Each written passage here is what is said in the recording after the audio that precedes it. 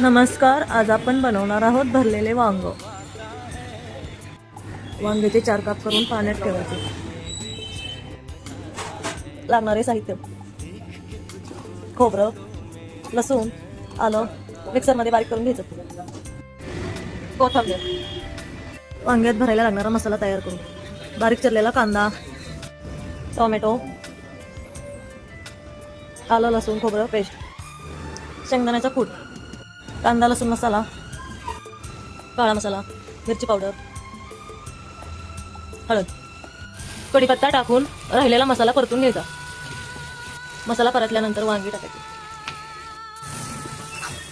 2 मिनिटं परतून घ्यायचं. 1 ग्लास पाणी गरम 10 मिनिटं शिजवून घ्यायचं.